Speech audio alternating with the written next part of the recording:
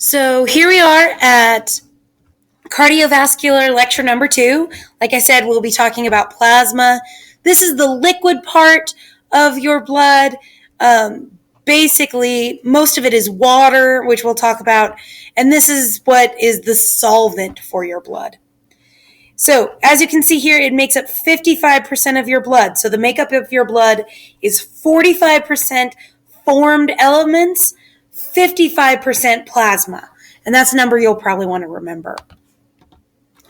Now, breakdown of plasma specifically. The breakdown of blood that I did on the last screen, that's different from the breakdown of plasma. Plasma is 92% water and 8% solutes.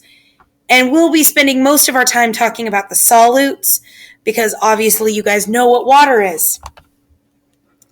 So most of these are plasma proteins. And plasma proteins we have found are really important for healing. They're really vital to healing and repairing structure inside the body.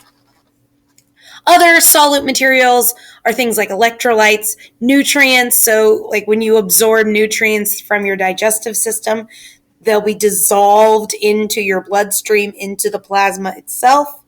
You also have some gases dissolved in there, some vitamins, and some waste products.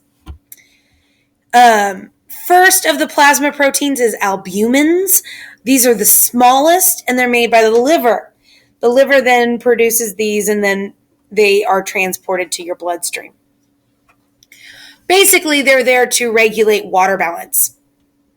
So you want to make sure that your cells don't become hypertonic or isotonic. You want them to be isotonic with the blood versus hyper or hypotonic.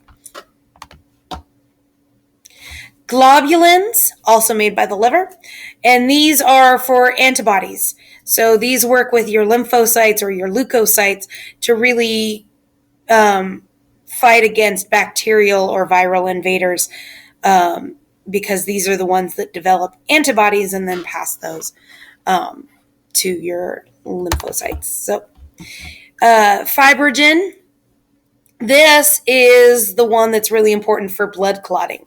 So this is kind of the messenger that allows your blood to start sticking together. Like we said, those platelets start sticking together. Other solutes, things like electrolytes, these could be sodium, potassium, and calcium.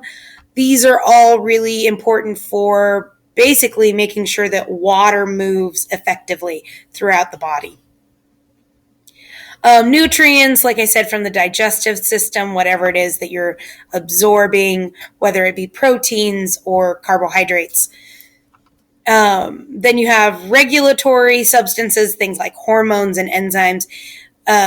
Those hormones are produced all throughout the body, and they regulate different parts of your systems. More solutes, things like gases, like we said, oxygen's a big one. The other one that people forget is nitrogen.